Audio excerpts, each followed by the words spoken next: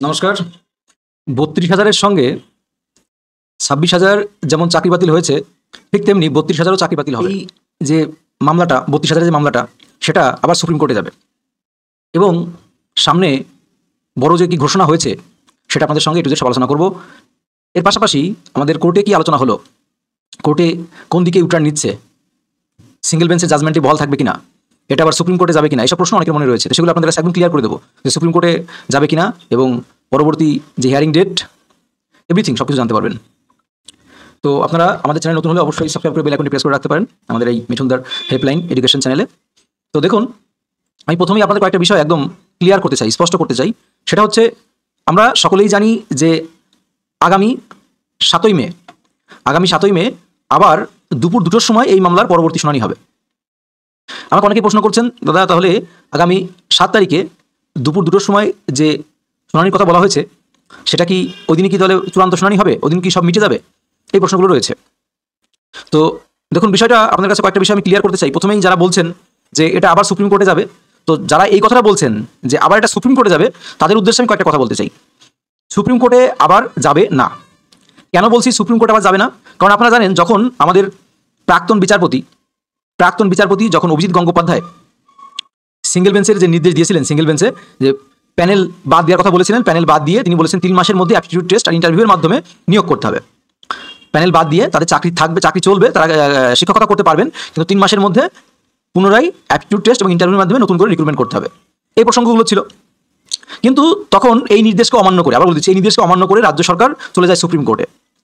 রাজ্য সরকার যখন সুপ্রিম কোর্টে যায়, সুপ্রিম কোর্টে যাওয়ার পর সুপ্রিম কোর্টে যখন এই নির্দেশের চ্যালেঞ্জ হলো, তো চ্যালেঞ্জের পর সেই নির্দেশকে সেট এসাইড ঘোষণা করে সেটাকে মামলাকারীদের ন্যাচার জাস্টিস বিঘ্নিত হওয়ার দাবিকে মান্যতা দিয়ে পুনরায় সব পক্ষের মন্তব্য নতুন করে শোনার জন্য, নতুন করে দ্রুত সিদ্ধান্ত নেওয়ার জন্য মামলাটিকে কিন্তু তখন পাঠিয়ে দেওয়া হয় কোথায়? তখন পাঠিয়ে দেওয়া হয় কিন্তু আবার ডিভিশন বেঞ্চে। তো আপনারা যারা ভাবছেন যে এটা এই বেঞ্চ থেকে যদি পুরো প্যানেল ক্যান্সেল হয়ে যায় তাহলে এটা আবার সুপ্রিম কোর্টে যাবে, না, এমনটি হবে না। এখানে যে সিদ্ধান্ত হবে সেটা কিন্তু চূড়ান্ত সিদ্ধান্ত বলে গণ্য করা হবে। এখন এই ডিভিশন বেঞ্চ কি জাজমেন্ট দেয় সেটা কিন্তু চূড়ান্ত সিদ্ধান্ত বলে গণ্য হবে। এখন প্রশ্ন হচ্ছে, সুপ্রিম কোর্টে বিষয়টা যদি না যায়, তাহলে আমরা কি নেক্সট যে 7ই মে ডেট করা হয়েছে, সেই ডেটে কি এটাই চূড়ান্ত হবে? শুনানি কি চূড়ান্ত পাবো? তো আমি আবার স্পষ্ট করে বলতে চাই যে আপনাদের এই যে 7 তারিখে যে মিটে যাবে, এর কিন্তু কোনো কথা নেই। আর এদিন কি হয়েছে সুপ্রিম কোর্টে, আমাদের এই সিসি স্যাসা তিনি কিন্তু অনেক একটা কাজ করেছেন, সময় চেয়ে নিয়েছেন, সময় পেয়েছেন। আর এখানে আদালতের মন্তব্য ছিল, এক পাশে পক্ষে বিপক্ষে প্রচুর আইনজীবী ছিল। তাহলে এই যে প্রচুর আইনজীবীরা কেউ একজনের অভিযোগ তুলে ধরছেন, একই অভিযোগ বারবার করে তুলে ধরছেন, তো সেখানে কিন্তু প্রধান বিচারপতির যে বেঞ্চ ছিল তারা কিন্তু বিরক্ত প্রকাশ করছিলেন এবং তারা বলছিলেন যে আপনাদের যার একই ইস্যু আছে বা একই বক্তব্য আছে, আপনারা সকলে মিলে একজনকে প্রতিনিধিত্ব করার দায়িত্ব দিন। মানে পক্ষের থেকে একজন, বিপক্ষের থেকে একজন, সবার কথা একজন করে বলুন, একজন লিড করুন। তো পরবর্তীতে নেক্সট যে 7ই মে হিয়ারিং হবে, সেই হিয়ারিংয়ে একজন পক্ষে একজন বিপক্ষে মেন সবকিছু তুলে ধরবেন এবং সমস্ত পক্ষ বিপক্ষ তাদের কাছে যে তথ্য আছে, তাদের কাছে যে ডকুমেন্টস আছে, যে প্রমাণপত্র আছে, সেগুলো সব জমা দিতে বলেছে পক্ষে বিপক্ষে প্রত্যেক আইনজীবীর কাছে। তার পাশাপাশি এটাও বলেছে যে প্রথমে বোর্ডের যে বক্তব্য, সেই বক্তব্য প্রথমে কোর্ট শুনবেন। প্রথমে কোর্ট বোর্ডের বক্তব্য শুনবেন, তারপরে কোর্ট কিন্তু মামলাকারীদের বক্তব্য শুনবেন। এটা কিন্তু পরিষ্কার। আর আপনারা এটা সকলেই জানেন যে এটা কিন্তু 2023 সালে কিন্তু 12ই মে আপনার এই হাইকোর্টের সিঙ্গেল বেঞ্চে কিন্তু এটা পুরোপুরি বাদ দেওয়া হয়েছিল।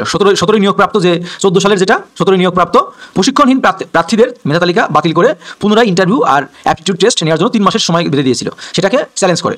এখন দেখুন, একটা বিষয় আমি আপনাদের একটা জিনিস স্মরণ করিয়ে দিতে চাই, যে বিষয়টা একদম জলের মতো স্পষ্ট, যে এই 26,000 যখন চাকরি বাতিল, আমাদের অনারেবল প্রাক্তন জাস্টিস অভিজিৎ গঙ্গোপাধ্যায় যখন ছিলেন, তিনি কিন্তু তখন মাত্র এই 26,000 থেকে মাত্র বলেছিলেন অযোগ্য 7,000 না 8,000 কথা বলেছিলেন, যে 8,000 ইন্ডিকেট করেছিলেন, যে শুধুমাত্র যদি ওদের বাদ দিয়ে দিত তাহলে কিন্তু আজ এই পুরো 26,000 প্যানেল বাদ যেত না। শুধুমাত্র যদি ওদের বাদ দিয়ে দিত, অযোগ্য যারা লিস্টেড, যারা মানে চিহ্নিত ছিল, তাদের বাদ দিলে কিন্তু আজ 26,000 বাদ দিত না। এবার ঠিক দেখুন, একই দিকে এগিয়ে যাচ্ছে এই 32,000 মামলাটাও। কারণ এই 32,000-এর ক্ষেত্রে সিঙ্গেল বেঞ্চ কিন্তু একটা ভালো রায় দিয়েছিল, যে আপনার কি বক্তব্য ছিল, সিঙ্গেল বেঞ্চের বক্তব্য ছিল, জাস্টিসের বহু মন্তব্য ছিল, যে এই যে যাদের ইন্টারভিউ হয়নি, অ্যাপটিটিউড টেস্ট হয়নি, এদের 3 মাসের মধ্যে, তাহলে নিলে ক্ষতি কি 3 মাসের মধ্যে এই 32,000-এর আবার অ্যাপটিটিউড টেস্ট ইন্টারভিউ নিয়ে নিয়োগটা মানে সুষ্ঠুভাবে, সঠিকভাবে, স্বচ্ছভাবে করিয়ে নিন। তাহলে কিন্তু কোনো বাধা ছিল না। কিন্তু সেটা কিন্তু করেনি, তাহলে সেই একই দিকে কিন্তু যাচ্ছে। তাহলে এরকম করলে পরে কি হবে, সেম এই আপনার 26,000-এর মতো এই 32,000-এরটাও সেম কেস হবে, পুরো প্যানেল ধরে বাদ যাবে এই সামান্য কিছুর জন্য। এটা কিন্তু মেনে নেওয়া কোনো খারাপ বিষয়, মানে কোনো কঠিন কিছু ছিল না, যে যাদের অ্যাপটিটিউড টেস্ট ইন্টারভিউ নেওয়া হয়নি তাদের 3 মাসের মধ্যে আবার নতুন করে নিয়োগের দিয়েছিল। সরকার কিন্তু ভালো সুযোগ দিয়েছিল, কিন্তু সরকার সেটা মেনে নেয়নি। তাহলে আপনারা কি মনে করছেন, কি ভাবছেন? 22 স্টেট আর মনে হয় নিয়োগ পাবে না। দেখুন, 22 স্টেট আর নিয়োগ পাবে না, এটা একটা সংশয় রয়েছে। কি সংশয় রয়েছে? যদি পুরো প্যানেল বাতিল হয়ে যায়, আবারও বলছি, যদি পুরো প্যানেল বাতিল হয়ে যায় তাহলে কিন্তু নিয়োগ পাওয়াটা কঠিন হয়ে যাবে। মানে যখনই নিয়োগ, দেখুন 26,000টা যেমন উঠে পুরো কিছুই সব নিয়োগ যেন একেবারে মেন কেন্দ্রবিন্দু হয়ে গেছে, আপনার ওই ইয়েটা চাকরি বাতিল মামলাটা, বাকি কিন্তু সব ধোঁয়াশা হয়ে গেছে। এখন কর্মসংস্থানের কোনো কথা নেই, বেকারত্বের কোনো কথা নেই, কোনো কথা নেই। এখন শুধু একটাই কথা চলছে, সেটা হচ্ছে একটা হলো ধর্ম, একটা হলো যুদ্ধ। একটা ধর্ম, একটা যুদ্ধ, একটা দুর্নীতি, এছাড়া কোনো কথা নেই। কিন্তু যে সমস্ত চাকরি প্রার্থীরা বছরের পর বছর পরিশ্রম করে চলেছে, যাদের বয়স শেষ হয়ে যাচ্ছে, যারা নতুন প্রজন্ম, যারা স্বপ্ন দেখছে, যাদের বয়স শেষ প্রান্তে, তারা কি করবে বলুন? আর কত বছর কাটাবে? আর কত বছর এভাবে তারা যন্ত্রণা সহ্য করবে? ভাবতে পেরেছেন? কখন ভেবে দেখেছেন যে এরা আর কত বছর যন্ত্রণা সহ্য করবে? বলুন, আপনারাই বলুন যে এরা আর কত বছর যন্ত্রণা সহ্য করবে? এই যন্ত্রণা এরা আর কত বছর সহ্য করবে? এইভাবে করে নিয়োগ বন্ধ করে রাখবে, ওবিসি বাহানা অজুহাত যাই বলুন। অফিসে আমরা জানি গতকাল তারা আন্দোলন করেছে, পিএসসি অ্যাসপিরেন্টরা। তো এইভাবে আন্দোলন করে করে আমরা কিন্তু কিছুই পাচ্ছি না, প্রথম কথা। আর যদি যেভাবে চলছে, এভাবে যদি চলতে থাকে, একটা জিনিস ভাবুন, তাহলে আমরা কবে যোগ্যতা দিয়ে চাকরিটা পাবো? কবে এই বেকার বঞ্চিতগুলো চাকরি পাবে? কবে এই নতুন প্রজন্মগুলো পড়াশোনার স্বপ্ন দেখতে পারবে? তারা কিন্তু অনেকেই হাল ছেড়ে দিচ্ছে। আমাদের পশ্চিমবঙ্গের যে অবস্থা, অনেকেই হাল ছেড়ে দিচ্ছে। আজ যে ছেলেটা পড়াশোনা শুরু করেছিল চাকরির প্রস্তুতি নিয়ে, হয়তো গ্র্যাজুয়েশন কমপ্লিট করে, তারা হয়তো 4-5 বছর পার হয়ে গেল, নিজের প্রস্তুতি সেরা জায়গায় চলে গেছে, এখনো পর্যন্ত সে কোনো পরীক্ষায় বসতে পারেনি। এমনটি আমাদের পশ্চিমবঙ্গে জ্বলন্ত রয়েছে। এমনটি রয়েছে আপনারা যারা 22 স্টেট পাস আছেন, তারা 7-8 বছর ধরে পাস করে আছেন, অথচ কোনো দেখা নেই। আবার এমনটি রয়েছেন যারা পুলিশের পরীক্ষা দেবেন বলে স্বপ্ন নিয়ে আছেন, তাদের পুলিশের পরীক্ষাই নিচ্ছে না। তাহলে যারা জেনারেল ক্যান্ডিডেট, কারণ পুলিশে জানেন বয়স বেশি থাকে না, পুলিশের বয়স কম থাকে, তাহলে পুলিশের নির্দিষ্ট বয়সে নেওয়া হয়, তো সেখানে দেখুন, সেখানেও এই একই অবস্থা। তাহলে আমরা সব কিছু নিয়ে, ধর্ম নিয়ে, তারপর আপনার অস্বচ্ছতা নিয়ে, দুর্নীতি নিয়ে, যুদ্ধ নিয়ে মেতে আসি, সব ঠিক আছে, কিন্তু এইভাবে যদি বঞ্চিতদের জীবন শেষ করা হয় তাহলে কি করে চলে বলুন? এই আওয়াজ কে তুলবে? এই আওয়াজটা কে তুলবে? বিএড দিয়ে টেট পাস 23-25 ডিএলএড করেছি, ইন্টারভিউ হলে কি আমরা ইন্টারভিউ দিতে পারবো? তো আপনার এই প্রশ্নের উত্তর আমি আগে অনেকবার দিয়েছি, এই প্রশ্নগুলোর উত্তর, যে বিএড দিয়ে টেট পাস করেছি, 23-25 ডিএলএড করেছি, ইন্টারভিউ হলে কি আমরা বসতে ইন্টারভিউ দিতে পারবো? তো না দেওয়ার সম্ভাবনাই 99% ধরে রাখুন। এদের বাতিল হলে কবে হতে পারে? দেখুন, আমি আবার বলি, এদের বাতিল হলে কবে হতে পারে সেটা একটু স্পষ্ট করি। এই যে 7 তারিখে যে আপনার আবার উঠবে মামলাটা, তো 7 তারিখে যে মিটে যাবে তা নয়, এটা অনেকগুলো শুনানি হবে, বেশ কয়েকটা শুনানি হবে, তারপরে গিয়ে এটা মিটতে পারে। অনেকগুলো শুনানি হবে, তাহলে ধরে রাখুন মে, জুন, জুলাই, আগস্ট, সেপ্টেম্বর তো যাবে, বেশ কয়েক মাস ধরেই চলবে এই শুনানিটা, বেশ কয়েক মাস ধরেই চলবে। এত দ্রুত কিন্তু এর শুনানি আসবে না, বেশ কয়েক মাস ধরেই শুনানি চলবে। 14 টেটের যদি কোনো শিক্ষার্থী বা 14 টেটের যদি কোনো শিক্ষক থেকে থাকেন, তাদের কাছে অনুরোধ করব, আপনাদের কিন্তু 26,000-এর দিকেই নিয়ে যাচ্ছে সরকার, আপনাদের 26,000-এর দিকেই নিয়ে যাচ্ছে সরকার। ভালো করে ভেবে দেখুন তো, 26,000-এ কি বলেছিল? যে যারা অযোগ্য, যারা চিহ্নিত হয়েছে তাদের বাদ দিয়ে দিন। সিঙ্গেল বেঞ্চে কত সুন্দর জাজমেন্ট দিয়েছিল যে যারা অযোগ্য, যারা চিহ্নিত, তাদের টাকা ফেরত দিন, তারা ইয়ে করে দিন, আর বাকি যারা আছে তাদের চাকরি থাক। তাহলে কিন্তু আজ যোগ্যদের পরীক্ষায় বসতে হতো না, যোগ্যদের আজকে ইয়ে করতে হতো না। তাহলে কিন্তু আজ অযোগ্যদের জন্য, সরকারের অযোগ্যদের বাঁচানোর জন্য কিন্তু যোগ্যরাও আজ মানে সে বলির পাঠা হয়েছে। আর বন্দুক রেখেছে কার ঘাড়ে? বন্দুক রেখেছে এই যোগ্যদের ঘাড়ে। তো আপনারা যারা 14 রেটের আছেন, 14 রেটের কেউ আছেন কিনা জানি না, এখানে এখন উপস্থিত আছেন কিনা, আমার এখানে লাইভে আছেন কিনা জানি না, থাকলে অবশ্যই একটু কমেন্ট করবেন। তো যদি 14 রেটে থেকে থাকেন, আপনারা ভাবুন আপনাদের কিন্তু বলির পাঠা আপনাদের ঘাড়ে বন্দুক রেখে কিন্তু অযোগ্যদের বাঁচানোর জন্য আপনাদের জীবন শেষ করা হবে এবং আবার পুনরায় দেখা গেল যে পুনরায় আবার ইন্টারভিউ, আবার অ্যাপটিটিউড টেস্ট, আবার কিন্তু জীবন দুর্বিষহ অবস্থা হয়ে যাবে। কারণ অনেকেই চাকরি পেয়ে গেছে, অনেকেই বিবাহ করে নিয়েছে, অনেকের সংসার হয়ে গেছে, একটা ভয়ঙ্কর পরিস্থিতি। তার সঙ্গে সঙ্গে অনেক কিছুই ফেসে যাবে। কারণ দেখুন, এখন এই 26,000-এর জন্য না কেউ পিএসসির কথা বলছে, না কেউ এসএসসির কথা বলছে, না কেউ পুলিশের কথা বলছে, সব কিছু বন্ধ হয়ে গেছে। তাহলে এই সরকারের পূর্বের পাপের প্রায়শ্চিত্ত করতে করতেই মনে করুন যে এই 11-15টা বছর ক্ষমতায় রয়েছে, পূর্বের পাপের প্রায়শ্চিত্ত করতে করতেই সময় কাটিয়ে দিচ্ছে।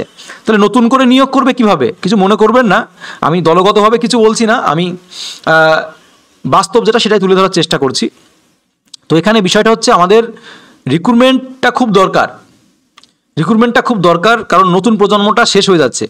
আপনারা হয়তো অনেকেই নিজে যারা বেকার আছেন, যার বাড়িতে বেকার ছেলেমেয়েরা আছে, সেই বুঝবে বেকারত্বের জ্বালা। এখন বেকারত্ব আমাদের পশ্চিমবঙ্গে একটা ক্যান্সারের মতো ধারণ করেছে, যেটা সারছে না। ক্যান্সার হয়ে গেছে আমাদের পশ্চিমবঙ্গে, বেকারত্বটা ক্যান্সারের মতো বড় রোগ হয়ে গেছে। বলছেন এমডি মোহাম্মদ নাসির বলছেন 22 স্টেট নিয়োগ দেবে না, তেমনই ভাব দেখতে পাচ্ছি সরকারের। অ্যাকচুয়ালি মেন বিষয়টা দেখুন, আমি একটা কথা বলি, কিছু মনে করবেন না। প্রত্যেকটা রাজ্যের শাসক দলের বা সরকারের যারা ক্ষমতায় থাকে, তাদের মেন ভয় থাকে যে আমরা পরবর্তীতে কিভাবে ক্ষমতায় আসব। তো আপনাদের ভোটে বা আপনাদের কিছুতে তাদের কিছু আসে যায় না। আপনারা যারা বেকার চাকরি প্রার্থী, তাদের কিচ্ছু আসে যায় না। এই জন্য নিয়োগ না দিলেও সরকারের কিছু আসে যায় না। সরকার অবশ্যই আবার আগামীতে 26-এ বিপুল ভোটে ক্ষমতায় আসবে।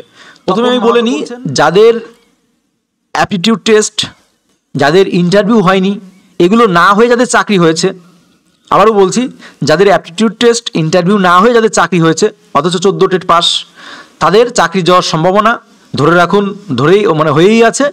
আর যারা সব কিছু দিয়ে 22-এ হোক, 16-ই হোক, 17-ই হোক, যে সময় নিয়োগ হোক না কেন, যদি আপনার প্রসেসিং সব ঠিকঠাক থাকে, তারপরেও চাকরি যাওয়ার সম্ভাবনা রয়েছে।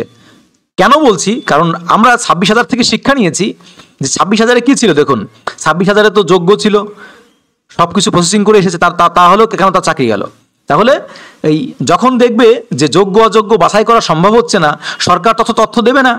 সরকার তথ্য দিলে কিন্তু কোনো প্রবলেম নেই। দেখুন, সরকার যদি গভর্নমেন্ট যদি তথ্য দিয়ে দিত, WBSSC স্কুল সার্ভিস কমিশন যদি সুপ্রিম কোর্টে তথ্যগুলো দিয়ে দিত, তাহলে এই যে নাটকগুলো চলছে, ভাতা চলছে, যা কিছু চলছে, এগুলো কিন্তু কিছুই করতে হতো না। বুঝতে পারছেন? এগুলো কিছুই হতো না। এগুলো সম্পূর্ণ পরিকল্পিতভাবে সরকার এদিকে নিজের তথ্যগুলো কোর্টে দিচ্ছে না, আর জনগণকে জুজুপুরির ভয় দেখিয়ে, ললিপপ দেখিয়ে রাখছে। এটা বাস্তবতা। যাতে বিশ্বাস করেন, মানেন না মানেন। আমি একটা কথা বলি, দেখবেন 26-এর বিধানসভা নির্বাচনের আগে দেখবেন ঠিক দিদি সব ম্যানেজ করে নেবেন। বিধানসভা নির্বাচন আসতে দিন, হাতে আর বেশি দিন সময় নেই, 8-9 মাস সময় আছে। মোটামুটি 5-6 মাস আসুক, দেখবেন সব দিদি মিটিয়ে নিয়েছেন, টুকটুক করে সব মিটিয়ে ফেলবেন, সব কিছু কায়দা করে নেবেন। অলরেডি ভাতায় চলে এসেছেন, জানেন হয়তো, যারা গ্রুপ ডি কর্মী তারা 20,000, আর যারা গ্রুপ সি কর্মী তারা 30,000। তো দিদি সব মানিয়ে নেবেন এবং খেলাও খেলে দেবেন। কিভাবে খেলবেন তারও একটা আনুমানিক ধারণা দিয়ে রাখি। ভোটের ঠিক 5-6 মাস আগে, কারণ 3 মাস আগে তো সব কিছু বন্ধ হয়ে যায়, ভোটের ঠিক 5-6 মাস আগে দেখবেন যে কি হচ্ছে, ওই পুলিশের যে রিক্রুটমেন্ট, আমি আবারও বলছি, দেখবেন ভোটের আগে পুলিশের রিক্রুটমেন্ট করিয়ে নেবে। তারপর আপনার পুলিশের রিক্রুটমেন্ট তো অবশ্যই করিয়ে নেবে ভোটের আগে ঠিক করিয়ে নেবে। এটা একটা বড় খেলা। দেখুন, মঞ্চে উঠে শুধু দিদি তো প্রতিশ্রুতি দিয়ে এসেছে 15 বছর ধরে যে আমরা লক্ষ নিয়োগ করবো, ডবল চাকরি দেবো, বছরে এ করবো, হ্যান করবো, ত্যান করবো, বহুত কিছু বলেছেন দিদি, বহুত কিছু করেছেন, আমাদের পশ্চিমবঙ্গের জন্য অনেক উন্নয়ন করেছেন, আমরা দেখেছি, আমরা জ্বলন্ত দেখতে পাচ্ছি চোখের সামনে। ঠিক দেখবেন ভোটের আগে ঠিক এমনটিই করবে, পুলিশের রিক্রুটমেন্টটা করাবে চটজলদি করে, রকেট বেগে। হয়তো আপনাদের 22 স্টেট যারা আছে তাদের একটা ইন্টারভিউ নেবে, মেরিট লিস্ট নাও আউট করতে পারে বা তাদের মেরিট লিস্ট পর্যন্ত নিতে পারে। হ্যাঁ, যা পরিস্থিতি তাতে হয়তো নেওয়াটা কঠিন হয়ে যাবে, তবে চেষ্টা করলে পারবে। আর পিএসসি রিক্রুটমেন্টের যেমন মিসলেনিয়াস ক্লার্কশিপ যেগুলো আছে, এগুলো মোটামুটি একটা করে পরীক্ষা নিয়ে বলবে, দেখুন আমরা কত নিয়োগ করিয়েছি, কত, আর নতুন কিছু ফর্ম ফিল আপ করাবে, আবার ফর্ম ফিল আপ করিয়ে দেখবেন ভোটে চলে যাবে। এটাই করাবে, এটা একদম লিখিত। আপনারা ওই স্ক্রিনশট মেরে বা ভিডিওটাকে শর্ট করে রেখে দিন। সরকার তথ্য দিচ্ছে না কেন? এই 26,000-এ সরকার তথ্য দিচ্ছে না কেন? ভালো করে বিবেক দিয়ে একটু ভেবে দেখুন তো। সরকার যদি তথ্য দেয়, ভালো করে মন দিয়ে একটু ভাবুন, সরকার যদি তথ্য দিয়ে দেয় যে এরা হচ্ছে চিহ্নিত দুর্নীতি করে চাকরি পেয়েছে, তাহলে আপনি কি করে জানলেন? এসএসসিকে তো তখন ধরবে, ওয়েস্ট বেঙ্গল স্কুল সার্ভিস কমিশনকে ধরবে। আপনি কি করে এই 8,000-কে চিহ্নিত করলেন যে এরা দুর্নীতি করে চাকরি পেয়েছে? তাহলে আপনি অবশ্যই জানেন যে এই দুর্নীতির সঙ্গে কারা যুক্ত, কারা টাকা নিয়েছেন। আপনারাই নিশ্চয়ই এই লিস্ট বানিয়েছেন। তাহলে কোন অফিসার লিস্ট বানিয়েছে, সেই অফিসার কার কাছ থেকে টাকা নিয়েছে, তাই না? সেই অফিসার কার কাছ থেকে টাকা নিয়েছে, তাহলে সেই অফিসারকে ধরুন। এবার সেই অফিসার কার কাছ থেকে কার সঙ্গে লিঙ্ক ছিল, তাহলে সেই মন্ত্রী। এবার চলে আসে এমএলএ কার সঙ্গে, কোন মন্ত্রীর সঙ্গে লিঙ্ক ছিল, এবার মন্ত্রীর সঙ্গে কোন মুখ্যমন্ত্রীর লিঙ্ক ছিল। তো এইভাবে করে করে করে করে কিন্তু সব ধরা খেয়ে যাবে। এই জন্যই কিন্তু সরকার সুপ্রিম কোর্টে কিছু দেয়নি, যেগুলো দিলে পরে এই অযোগ্যদের বাদ পড়তো না। ঠিক আছে, এখন বাইরে এসে বলছে, একবার আমাদের শিক্ষামন্ত্রী একবার বাইরে এসে বলছে আমাদের সব তথ্য দেওয়া সম্ভব। একবার বলেছিল যে আমরা ওএমআর দিয়ে দেবো, মিরর ইমেজ দিয়ে দেবো, আবার পরে বলছে না এই মিরর ইমেজ দিতে পারবো না। একই মুখে দুরকম কথা, চেঞ্জ হচ্ছে কেন? বুঝতে পারছেন? তো এটা স্বাভাবিক, আপনারা ভালো মতোই বুঝতে পারছেন সব কিছু। দেখুন, প্রত্যেকটা মানুষই যে এই সরকারের পক্ষে না বুঝেও অন্ধের মতো আছে, সেও সব বুঝতে পারছে। যে এই সরকারের বিপক্ষে, সেও সব বুঝতে পারছে। যে বুঝতে পারছে সে দুটো কথা বলছে, আর যে বুঝেও অবুঝ হয়ে আছে সে চুপচাপ আছে। যে দেখুন, যারা বুদ্ধিমান তারা চুপচাপ আছে, যে কিছু করার নেই, এখন সরকার ভুল করে ফেলেছে, অন্যায় করেছে। বলছে দাদা, তাহলে 22 স্টেটদের এখন কি করণীয়? দেখুন, 22 স্টেটদের কি করণীয়, আমি প্রথমেই বলি যে বিদেশ দা আন্দোলন করছে, আন্দোলন চালাচ্ছে যেভাবে, সেই আন্দোলনে আপনারা সাপোর্ট করুন। কারণ একদম ঘুমিয়ে থাকার চেয়ে আন্দোলন করা ভালো। একদম ঘুমিয়ে থাকার চেয়ে তারা তো কেউ মনেই রাখবে না যে 22 স্টেট বলে কিছু আছে। এই যে বিদেশ দা বা তার নেতৃত্বে বা ডিলেট অ্যাসোসিয়েশন বলুন, ঐক্যমঞ্চ বলুন, যারা 22 স্টেট পাথ আসেন, তো সকলেই সেটাকে চালিয়ে যান, কন্টিনিউ করেন। কিন্তু সেটাকে যদি বৃহত্তর আকার ধারণ করাতে পারেন, আপনারা, আমার কাছে একটাই অনুরোধ, আমি সেদিনও বলেছিলাম যে 22 স্টেট পাস যারা আছেন আমি ডাক দেবো, আপনারা সবাই আসবেন, দেখবেন 1 সপ্তাহের মধ্যে নোটিশ আসবে। কিন্তু আপনারা কেউ আসবেন না। ওই হাতে গোনা, ওই দেখলাম বিদেশ যাওয়ার সঙ্গে হাতে গোনা হয়তো 400, 500, 700, 1000 লোক যায়। তো ওই 700, 800, 1000 লোক গেলে ওই ডাকে কিছু হবে না। প্রথম কথা হচ্ছে ডাক দেবো, সেই ডাকে সাড়া দিতে হবে, তাহলে তো নয় আমার ফল পাবো। আর ডাক দিলে সেই ডাক দিতে হবে। শুভ্র বলছে কালীঘাট ঘেরাও করা উচিত সবাই মিলে। দেখুন, কালীঘাট ঘেরাও সেটা আলাদা বিষয়, যে দাবি। দেখুন, পুলিশ যারা অ্যাসপিরিয়েন্ট আছে, যত লক্ষ লক্ষ ছেলে মেয়ে আছে, সবার মধ্যে তো সেই আগুনটা নেই। মেন সমস্যা হচ্ছিল 22 স্টেট পাস যারা আছে সবার মধ্যে আগুন নেই। আগুন কাদের মধ্যে? দেখুন, যাদের বয়স শেষ সীমানায় চলে গেছে, একটা বাস্তবতা, একদম চিরন্তন সত্য বলছি, এবং মানে ধ্রুব সত্য, প্রেজেন্ট টেন্সে নিয়ে যাচ্ছি। যাদের গায়ের জ্বালা, কাদের গায়ের জ্বালা? যাদের 30 বয়স হয়ে গেছে, যাদের 30 পার হয়ে গেছে, যাদের 28, 29 বয়স হয়ে গেছে, যাদের 27, 28 বয়স হয়ে গেছে, হ্যাঁ, বা যাদের 35 হয়ে গেছে, এইরকম যারা বয়সী আছে, তাদের গায়ে আগুন ধরেছে, তারা যাচ্ছে।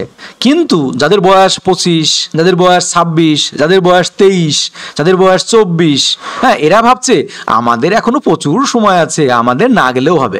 তো আমাদের কোনো সমস্যা নেই, আরো 2 বছর পরে হলেই কি, বয়স কবেই বা হয়েছে, অন্যদিকে চেষ্টা করতে লাগি, অন্যদিকে চেষ্টা করতে থাকি, একটা না একটা হবেই, কোনো ব্যাপার নেই, যেদিন হবে হবে, দেখা যাবে, বয়স তো বেশি হয়নি। তো এইরকম করতে করতে যাদের বয়স, ভাবুন, আর 7 বছর 22 স্টেট যারা পাস করেছে, একজনের বয়স যদি 22 বছর থাকে, বা 22 বছর, সরি, কারণ 24 বছর থাকে, আর 7 বছর যোগ করুন, বয়স কোথায় যাচ্ছে? তাহলে আরও 5 বছর অপেক্ষা করুন, বয়স আপনারও সেখানে যাবে। তো এই জন্যই বলতে চাই যে যদি আপনারা ওই দলবাজি, গ্রুপবাজি, ধর্মবাজি না করে, যে 50,000 শিক্ষার্থী আছেন, এই 50,000 শিক্ষার্থী সবাই মিলে যদি পথে নামেন, সবাই মিলে যদি আসেন, কথা বলি আমি এই সরকারের সঙ্গে, আবারও বলছি, এই সরকারের সঙ্গে নরমভাবে, আমি আবার বলছি, এই সরকারের সঙ্গে নরমভাবে ব্যবহার করলে পরে, আজকে আপনারা 7 বছর ধরে 22 স্টেট পাস করার পরে আপনারা সরকারের যদি কিছু থাকে সেটা ধরে টানাটানি, ঝুলাঝুলি, খাওয়াখুই বহুত কিছু করেছেন না। আমরা প্রথমেই তো আর উগ্রভাব নেওয়া ঠিক না, প্রথমেই তো আপনার ইয়ে করা ঠিক না। প্রথমে বিনয়ী হয়েছেন, সরকারের কাছে ডেপুটেশন দেওয়া, সমস্ত জায়গায় ইয়ে করা চেষ্টা করেছেন, শান্তিপূর্ণ আন্দোলন করেছেন, সব কিছু করেছেন, কিন্তু তার বিনিময়ে সরকার কিন্তু ভ্রুক্ষেপও করেনি। আর এসবের সরকার কর্ণপাতও করে না। আচ্ছা, এটা হচ্ছে মূল বিষয়। এই জন্য আন্দোলন করলে ওই মাথা নরম করে, ঠান্ডা মাথায় ঠান্ডা আন্দোলন করলে কিচ্ছু হবে না, কিচ্ছু পাবো না। বাবারও বলছি, ওই ঠান্ডা মাথার আন্দোলন গিয়ে করলে হবে না। ঠিক আছে। এইবার এইবার এই কথা যখন বলবেন, তখন এই কথা বলার সঙ্গে সঙ্গে আপনারা বলবেন তাহলে দাদা কেমন আন্দোলন দরকার? সেই আন্দোলনের তো লোক দরকার না, আন্দোলন তো লোক দরকার। তো আন্দোলন করতে গেলে আমরা আন্দোলনে দেখি 1000, 500, 700, 2000, 3000 ছেলে মেয়ে, খুব জোর। তাহলে এই 2000, 3000 ছেলে মেয়ে নিয়ে আন্দোলন হবে? বলুন, আন্দোলন হবে না। ওবিসি, আচ্ছা প্রীতম রয় বলছে ওবিসি কবে মিটবে? দেখুন ওবিসি কবে মিটবে, ওবিসি আপনাদের এটা হচ্ছিল এপ্রিল, মে, জুন, জুলাই মাসে ওবিসি মামলাটা উঠবে। জুলাই আগস্টের মধ্যে ওবিসি মামলা মিটে যাবে, আগস্টের মধ্যে মিটে যাবে। আর আগস্টের মধ্যে যদি এখন মিটে যাবে বলতে আমি বোঝাচ্ছি, আপনারা হয়তো বলবেন কী করে বলছেন মিটে যাবে। এই যে বেঞ্চমার্ক সার্ভে করছে, এই বেঞ্চমার্ক সার্ভে যদি কোনো গুরুত্বহীন হয়ে পড়ে, এই বেঞ্চমার্ক সার্ভে যদি কোনো মূল্যায়ন না থাকে, তাহলে দেখবেন পূর্বের জাজমেন্টই বহাল রাখবে, জল ডেকে ফাইনাল জাজমেন্ট দিয়ে দেবে। তো মেন কথা হচ্ছে দেখুন, এখন আমাদের হাতে দুটো পথ খোলা। একটা হচ্ছে হলো বৃহত্তর ভয়ঙ্কর আন্দোলন করা। আবারও বলছি, এখন সমস্ত অ্যাসপিরিয়েন্টদের কাছে, পুলিশ অ্যাসপিরিয়েন্ট বলুন, পিএসসি অ্যাসপিরিয়েন্ট বলুন, আপনার টেট অ্যাসপিরিয়েন্ট বলুন, সবার কাছে একটাই পথ খোলা, সেটা হচ্ছে ভয়ঙ্কর আন্দোলন।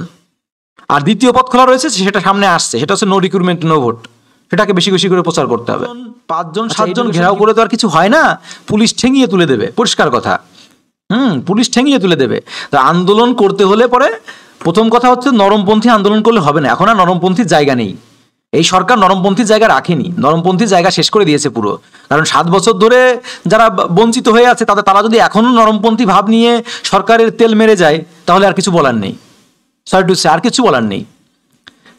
এখনো যদি 7 বছর ধরে যে সরকার একটা ইন্টারভিউ নোটিশ দিতে পারলো না 7 বছর ধরে, সেই সরকারের কাছে এখনো বিনয়ী ভাব, সেই সরকারকে এখনো সেই সরকারের সাপোর্ট করা, এখনো সেই সরকারের পাশে থাকা, এটা সম্ভব না, এটা ইম্পসিবল। ঠিক আছে, সেই সরকারের কাছ থেকে আমরা কখনোই কিছু এক্সপেক্ট করতে পারি না।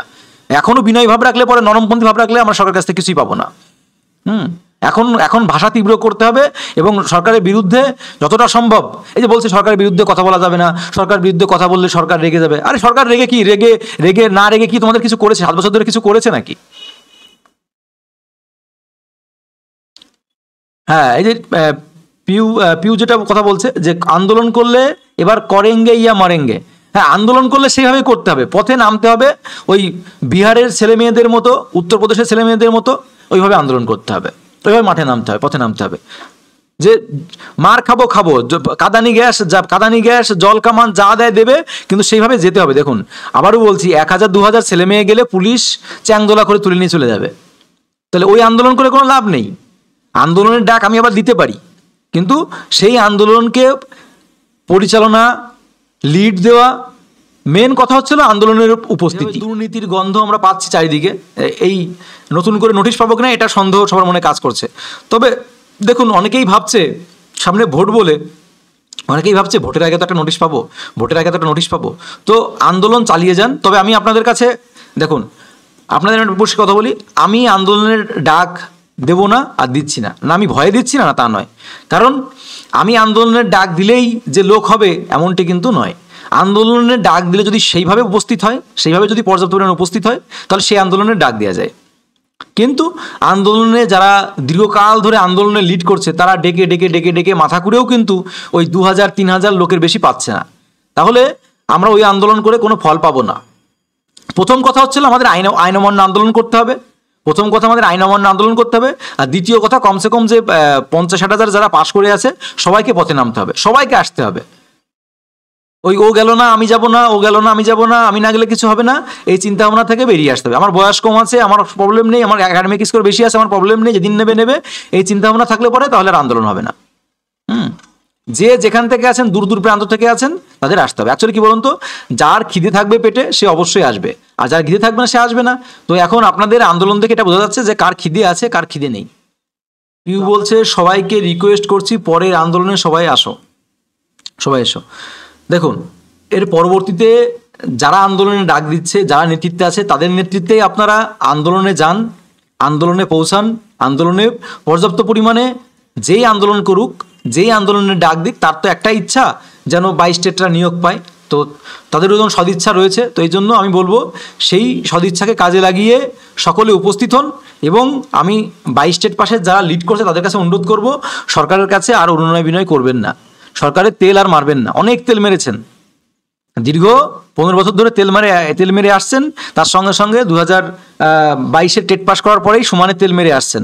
তো সরকারকে তেল মারা বন্ধ করে সরকারের বিরুদ্ধে কথা বলুন, সরকারের বিরুদ্ধে আওয়াজ তুলুন, গর্জে উঠুন যে নিয়োগ না করালে পরে ভোট নয়, এরকম কোনো কথা আমি আজ পর্যন্ত কোনো এই 22 স্টেট নেতার মুখে শুনলাম না যে এই সরকার যদি 22 স্টেটের নিয়োগ ভোটের আগে না করায় তাহলে এই 22 স্টেট যে 50,000 পরিবার আছে তাহলে সবাই কেউ ভোট দেবে না, সবাইকে অনুরোধ করে তাদের পরিবারকে ভোট দেবে না। এই কথা কিন্তু কেউ বলছে না, এই কথা কেউ বলছে না, যারা লিডার্স তারা কিন্তু বলছে না। কেন বলছে না? কারণ সরকারের প্রতি নিশ্চয়ই তার সহমর্মিতা আছে, সরকারের প্রতি তার নিশ্চয়ই তার মহানুভবতা আছে, মানে আলাদা একটা টান আছে, এই জন্যই বলছে না। এই জন্য যারা 22 স্টেটকে লিড করছে মেন জায়গায় দাঁড়িয়ে সকলে তাদেরকে স্যালুট জানায়, তারা পরিশ্রম করছে, সব কিছু ঠিক আছে, কিন্তু তাদেরকে সরকারের বিরুদ্ধে কথা বলার সময় হয়েছে। এখন সরকারের বিরুদ্ধে এখন কথা বলতে হবে। 22 স্টেট যারা আছে এবং পুলিশ অ্যাসপিরিয়েন্ট যারা আছে তাদেরকেও কিন্তু গর্জে উঠতে হবে, তাদেরও পথে নামতে হবে। যারা পিএসসি অ্যাসপিরিয়েন্ট আছে, আর সরকারের তেল মারলে কিন্তু ফল পাওয়া যাবে না। একজন দেখি সেদিন কমেন্ট করছে যে সরকারকে আমরা তেল না মারলে সরকার রেগে যাবে। সরকার রেগে গিয়ে কি করেছে বলুন? সরকার রেগে এই তেল মেরে আপনারা কি পেয়েছেন? রেগে গেলে কি পাবেন? তেল মেরে কি পেয়েছেন? কিছুই পাননি। তেল মেরেও কিছু পাননি, আর রেগে গিয়েও কিছু পাবেন না। এটা হচ্ছে মূল বিষয়। বলছেন যে এর পরের আন্দোলনে বড় আন্দোলন আসতে চলেছে এই মে মাসে, সবাই আসুন। আচ্ছা, এর পরের আন্দোলন তখনই যাবক্ষণ না বই স্টেট বাসের নোটিফিকেশন দেয়, পরে থাকবো, প্রয়োজন রক্ত দিয়ে আসবো। আবারও বলছি, এর পরবর্তীতে যে আন্দোলনের ডাক দিচ্ছে, যারাই ডাক দিচ্ছে, আমি আবার বলি যে মোট কথা যেই ডাক দিক সে 22 স্টেট পাস, তাই না? তো এখন আপনার ডিএলএড অ্যাসোসিয়েশন, ডিএলএড ঐক্যমঞ্চ, যারাই ডাকুক না কেন, ওসব ভেদাভেদ ভুলে গিয়ে যেই ডাকুক, আমি আবারও বলছি আপনাদের মধ্যে মনের মধ্যে কয়েকটা জিনিস আমি ক্লিয়ার করে দিই, যেই ডাকুক আন্দোলনের ডাকে সাড়া দিন। আর যারা আন্দোলনের ডাক দিচ্ছে তাদের কাছে একটু বার্তাটা পৌঁছে দিন। তাদের কাছে আমার বিনীত অনুরোধ, যারা আন্দোলনে ডাক দিচ্ছেন তাদের আমি রেসপেক্ট করি। দেখুন, যে ভালো আমি ভালোকে ভালো বলি, সে যেই হোক না কেন, আর যে খারাপ তাকে খারাপ বলবো। যারা আন্দোলন করছেন, সামনে থেকে লিড করছেন, অনেক পরিশ্রম করছেন, আপনাদের স্যালুট জানাই আপনাদের পরিশ্রমকে। কিন্তু এটাও আমার অনুরোধ যে আপনারা এই সরকারকে অনেক তেল মেরেছেন, দয়া করে আর তেল মারবেন না। এই তেলকে এখানে সমাপ্ত করুন। এবার সামনে যে আন্দোলনের ডাক দিচ্ছেন, এই আন্দোলনে অন্তত সরকারকে আপনাদের আগ্রাসীর উপরে দেখান। আপনারা বোঝান যে সরকার যদি এই 22 স্টেটদের পাশে এসে না দাঁড়ায়, যদি তাদের রিক্রুটমেন্ট না করায়, যদি তাদের নোটিফিকেশন না আসে, যদি ভোটের আগে রিক্রুটমেন্ট কমপ্লিট না হয়, তাহলে এই সরকারকে ছুঁড়ে ফেলে দেওয়ার হুমকি দিন। 26,000 চাকরি বাতিল যাদের হয়েছে তারা দেখুন কিভাবে হুমকি দিয়েছে সরকারকে। বলেছে সরকারকে টেনে নামাবো গদি থেকে। 26,000 ওদের পেটে লাথি লেগেছে। ওরা কিন্তু ধর্ম, বর্ণ, দল নির্বিশেষে কিন্তু ডাক দিয়েছে। তো আপনাদেরও যারা 22 স্টেট আছেন তাদেরও কিন্তু দল, মত, ধর্ম নির্বিশেষে আপনাদের কিন্তু পথে নামতে হবে। পথে নেমে হুঙ্কার দিতে হবে, সরকারকে ভয় দেখাতে হবে। তা না হলে পরঙ্গলের ছেলে মেয়েরা কি বলছে, পারবেই না আন্দোলন করতে। এটা বিহার হলে এতদিনে এক্সাম হতো। একদম এটা ঠিকই বলেছেন। বিহার হলে উত্তরপ্রদেশ হলে এতদিন ঝুলে থাকতো না। এই ওবিসি বাহানা সরকার কোনোভাবে আটকে রাখতে পারতো না। কিন্তু বাঙালি বলেই এই বাঙালিদের মধ্যে যত ভেদাভেদ, বাঙালিদের মধ্যে যত গ্রুপবাজি, ধর্মবাজি, যা কিছু বলেন বাঙালিদের মধ্যে, ঠিক আছে? এখানে সব হয়, এখানে সব কিছু হয়।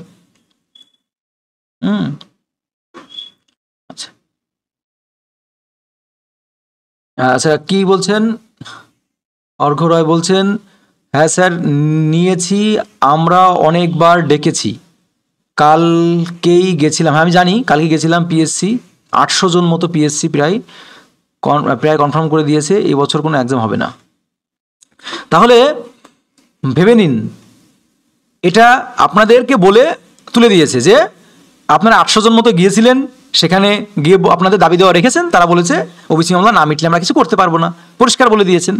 তাহলে এই 800 জনের জায়গায় যদি 30-40 হাজার, আর এবারে পরীক্ষা দিতে গেলে দেখি ফর্ম ফিল আপ হয়, লক্ষ ফর্ম ফিল আপ হয়, 10 লক্ষ, 15 লক্ষ, 20 লক্ষ ফর্ম ফিল আপ হয়।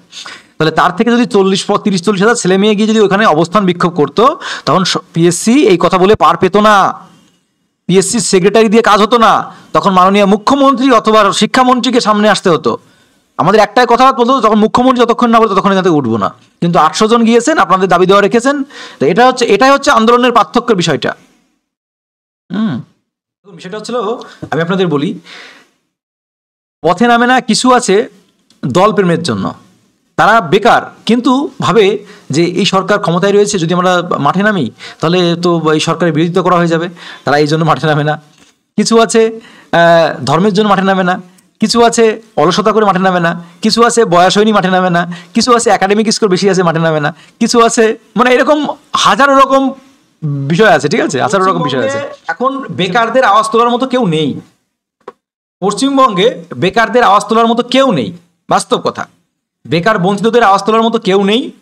যারা আছে সব কোর্স বিক্রি করতে ব্যস্ত, কিছু আছে কোর্স বিক্রি করতে ব্যস্ত, কিছু আছে এও করাতে ব্যস্ত। আমি আর কিছু বলছি না, আমি আর চ্যানেলের নাম ডেকে বলবো না। আপনারা এই পশ্চিমবঙ্গে যত ইউটিউব চ্যানেল আছে বা যত সোশ্যাল মিডিয়া ইনফ্লুয়েন্সার আছে, পশ্চিমবঙ্গে যত বড় বড় নেতা আছে, সবাই তাদের যার মানে যার পাশামোটা করতে ব্যস্ত, ঠিক আছে। কেউ বেকার বঞ্চিতদের কথা ভাবে না, কেউ বেকার বঞ্চিতদের নিয়ে কথা বলে না, ঠিক আছে। ওই দু একজন আছে মানবতাবাদী, যারা বেকার নিয়ে কথা বলে, দু একজন দেখা যায়, বাকি সব ঘুমন্ত জীব। মিডিয়াগুলো জঘন্য, একদম ন্যাড়া মিডিয়া। পশ্চিমবঙ্গের মিডিয়াগুলো ন্যাড়া মিডিয়া, ন্যাড়া। এদের মতো জঘন্য মিডিয়া পশ্চিমবঙ্গে হতে পারে না। কেন বলছি শুনবেন।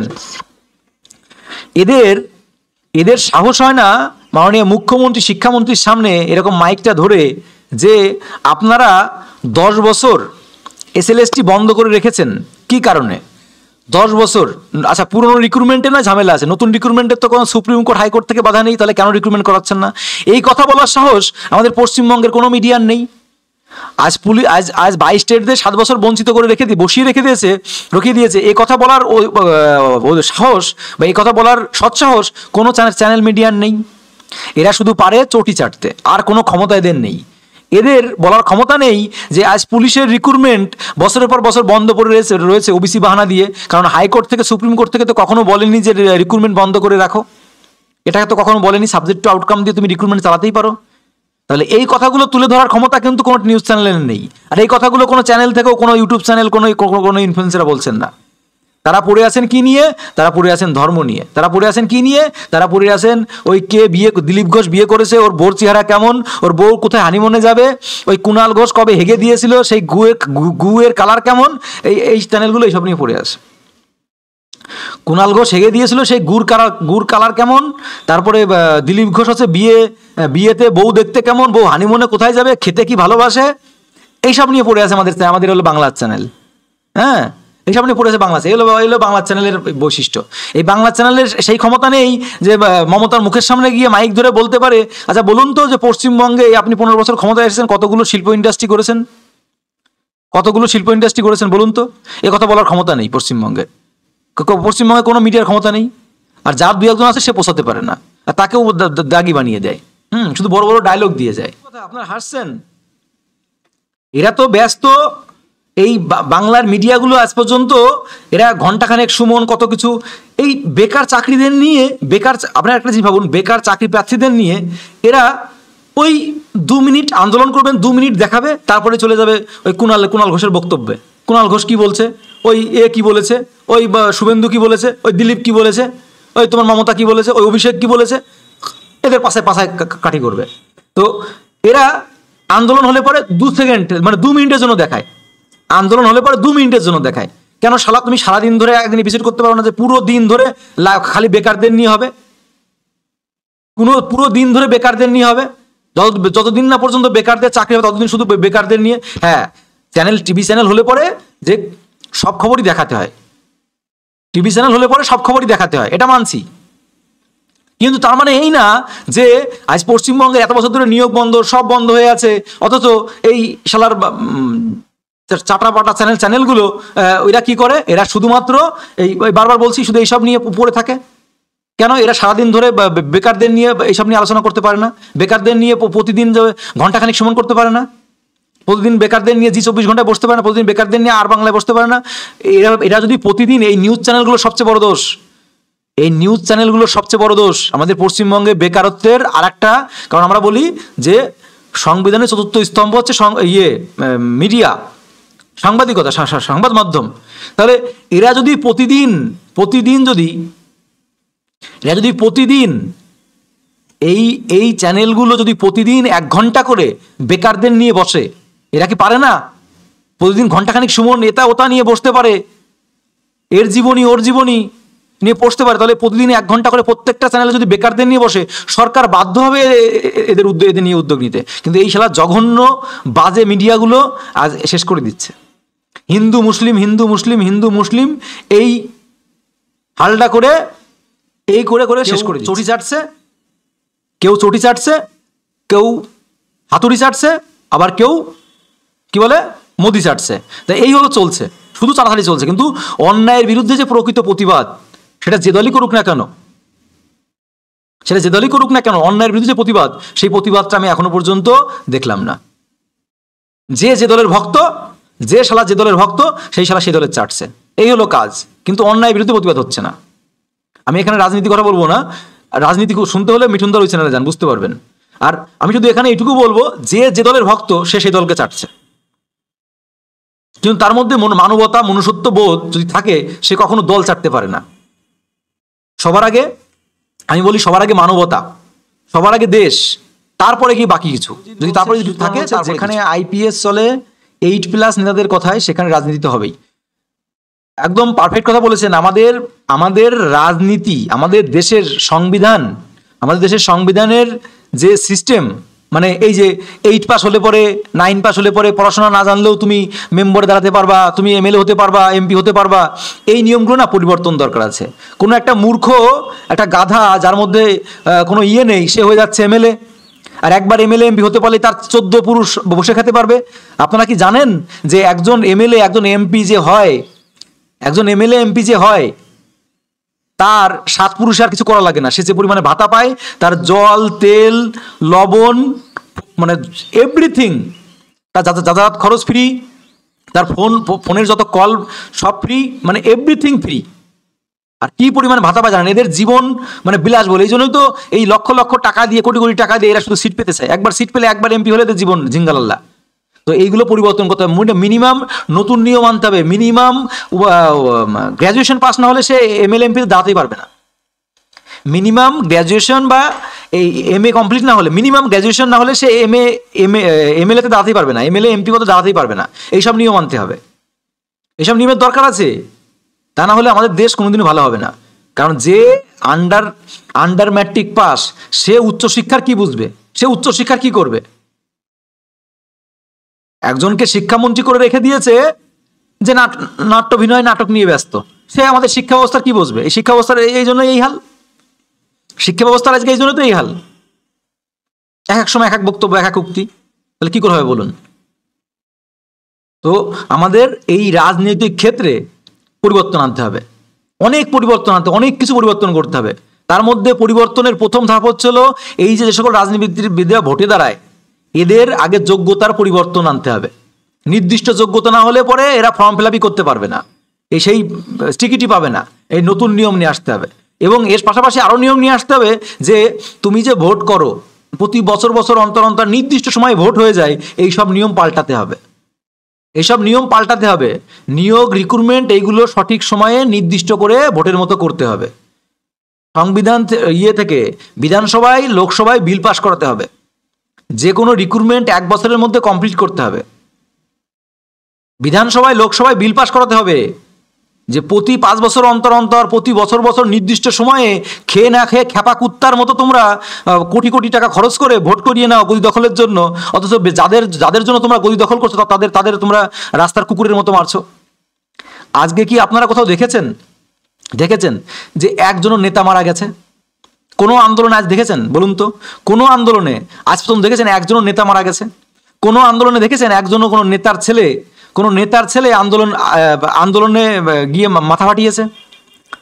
এগুলো দেখেননি, এগুলো দেখবেনও না। এরা এসি ঘরে বসে ফুসকানি দিয়ে দেবে, যা গিয়ে মর তোরা। আজ পর্যন্ত কিন্তু দেখবেন না যে কোনো নেতা মারা গেছে। যেদিন ভাববেন যে কোনো নেতা আন্দোলন করতে গিয়ে, কোনো নেতা অন্যায়ের প্রতিবাদ করতে গিয়ে মারা গেছে, সেদিন ভাববেন যে সেই জায়গাটা ঠিক আছে। নেতা মরতে হবে আগে, জনগণ না। সাধারণ জনগণ মরলে পরে সেই জায়গা ঠিক নেই। সাধারণ জনগণ মরছে মানেই সেখানে গলদ আছে। এই যে দেখুন পহেলগামে, রাজনীতির টানবো না ভাবে এই চ্যানেলে তো চলে আসে, পহেলগামে যে হিন্দুদের মারা হলো, এখানে ভুল, এখানে নেতা মরেছে, নেতা মরেনি, মারা গেছে কারা? সাধারণ মানুষ মারা গেছে, সাধারণ মানুষ মরেছে। এখানে যদি নেতা মরতো, এখানে যদি মানে যারা নেতা তারা মরতো, তাহলে পরে ভাবতাম যে না দেশ সুরক্ষিত, কিন্তু সাধারণ মানুষ যতদিন মরবে ততদিন দেশ সুরক্ষিত না। তো এই যে নেতা করতে হবে। আর আপনারা একটা জিনিস দেখবেন, এই যে বিজেপি, টিএমসি, কংগ্রেস, সিপিএম, এই যে গাধাগরুর যে দলগুলো, এদের যারা নেতায় বসে আছে, নেতা খেতা, এরা দেখবেন ওই লোকসভায় ভিতরে সামনে ক্যামেরার সামনে এসে তোর মুখ ফাটাবো, তোর গাল ফাটাবো, তোর দাঁত ফাটাবো, তোর মুখ ফাটাবো, হ্যাঁ তুই চোর, তুই চোর, তুই চোর, তুই চোর, ওই আবার ওই কথা বলে গিয়ে পিছনে পিছনে গিয়ে ডাইনিং রুমে গিয়ে বসে একসঙ্গে বসে চা খাচ্ছে, একসঙ্গে বসে চা খাচ্ছে। এটাই বাস্তবতা। ভোটে টিকিট নিয়ে মারামারি, কাটাকাটি, হাম করেঙ্গে, তাং করেঙ্গে, এ করেঙ্গে, ও করেঙ্গে, ভোটের সময় মারামারি, যুদ্ধ, ঠিক আছে। অথচ সাধারণ জনগণ বোমাবাজি, মারামারি, অসহায় মানুষের জীবন যাচ্ছে। অথচ দেখবেন ওই সমস্ত নেতারাই ওই যারা অপোনেন্ট তারাই একসঙ্গে বসে এসি ঘরে বসে গল্প করছে। এটা হচ্ছে বিষয়। তো যেদিন নেতা মরবে সেদিন ভাববেন দেশ সুরক্ষিত, আর যেদিন নেতা যতদিন না মরবে ততক্ষণ দেশ সুরক্ষিত না। যে যাই বলুক, ওই নেতা যেদিন মরবে সেদিন দেশ সুরক্ষিত, তার আগে দেশ সুরক্ষিত না। রাজায় রাজায় যুদ্ধ, উলু খাগড়ায় প্রাণ যায়, একদম বাস্তব কথা, এটাই বাস্তবতা। তো আমাদের বললাম তো অনেক কিছু পরিবর্তনের দরকার আছে আমাদের। আমি যদি এখন বলি যে সংবিধানের অনেক কিছু পরিবর্তন করতে হবে, আমার পিছনে অনেকে লেগে যাবে, হ্যাঁ এত বড় সাহস, এত বড় কথা, সংবিধান পরিবর্তন করবে। কিন্তু আমি বলছি যেগুলো, এগুলো 5 বছর অন্তর অন্তর, নির্দিষ্ট সময় অন্তর অন্তর আপনাদের ঠিক ভোট হয়ে যায়, ঠিক গদি দখল হয়ে যায়। 3 মাসের মধ্যে ভোট হয়ে সার্টিফিকেট দিয়ে গদি দখল হয়ে মানে তোমার কোটি কোটি টাকা আত্মসাৎ হয়ে যায়। অথচ একটা রিক্রুটমেন্ট বছরের পর বছর স্বচ্ছতার সঙ্গে তো হয় না, আর যদিও কিছু হয় সেটাও কোর্টে গিয়ে আটকে যায়, আর সেটা বছরের পর বছর চলে। তো এই ক্ষেত্রে সবচেয়ে বড় পরিবর্তন আনা দরকার। বিধানসভা থেকে বিধানসভায়, রাজ্যসভায়, লোকসভায়, প্রত্যেকটা জায়গায়, লোকসভায় বিশেষ করে রাজ্যসভায় বিল পাস করাতে হবে যে কোনো রিক্রুটমেন্ট, ভারতের যে কোনো রিক্রুটমেন্ট 1 বছরের মধ্যে সম্পূর্ণ করতে হবে, 1 বছরের মধ্যে। কারণ একটা রিক্রুটমেন্ট সম্পূর্ণ করতে সর্বোচ্চ 3 মাস লাগা উচিত, সর্বোচ্চ 3 মাস লাগে, সর্বোচ্চ 3 মাস। খাতা দেখতে এখন সময় লাগে না, এখন খাতা হাতে দেখে না। তো আমরা চাই যে এই নিয়মটাকে পরিবর্তন, যে নির্দিষ্ট সময় 1 বছরের মধ্যে নিয়োগ করাতে হবে, এবং সেই নিয়োগে যদি কোনো অস্বচ্ছতা ধরা পড়ে, তাহলে যারা এই অস্বচ্ছতার সঙ্গে জড়িত তাদের কড়া থেকে কড়া পানিশমেন্ট, চিরজীবনের জন্য তাদের পানিশমেন্ট দিতে হবে। এবং তার পাশাপাশি যদি কোনো অস্বচ্ছতা বা কিছু ধরা পড়ে, সেটাকে বিশেষ কোর্টের মাধ্যমে সেটাকে 3 মাসের মধ্যে সেই জাজমেন্ট ক্লিয়ার করতে হবে। এবং এই নিয়মটা সবার আগে দরকার। পশ্চিমবঙ্গের শিক্ষিত বেকার যতদিন না বাঁচবে ততদিন সেই দেশ কোনোদিন শিক্ষিত হবে না, পরিষ্কার কথা, সেই দেশ কোনোদিন শিক্ষিত হবে না। হ্যাঁ, এটাই একদম বৈশাখী একদম ঠিক কথা বলছে, যে ভোট হওয়ার সময় কোনো বাধা থাকে না, যত বাধা শুধু নিয়োগ করাতে। আপনি দেখুন ভোটের সময় কোনো বাধা নেই, সব বাধা কেটে যাবে। আর পৃথিবী উলটপালট হয়ে গেলেও ভোট যখন হওয়ার তখন হবেই। আচ্ছা, আপনারা সবাই তুলুন তো, যে যতক্ষণ না পর্যন্ত আমাদের নিয়োগ কমপ্লিট হবে ততদিন ভোট হবে না। পাগলা কুত্তা হয়ে যাবে, আর জীবনেও সম্ভব না। সব দল, বিরোধী দল, পক্ষের দল, সবাই এর বিরোধিতা করবে। না, আগে ভোট, এটা কখনো হবে না। নিয়োগ যা গুল্লায় যাক, যা কিছু হোক গুল্লায় যাক, কোনো সমস্যা নেই, কিন্তু তোমার ভোট করাতেই হবে। এদের সবকিছু মেন হচ্ছে জনগণের কাছ থেকে এরা সারা জীবন এই যে গণতান্ত্রিক পদ্ধতি, আমার মনে হয়, এটা আমার ব্যক্তিগত মত, আমার মনে হয় গণতান্ত্রিক পদ্ধতিটাকে এর থেকে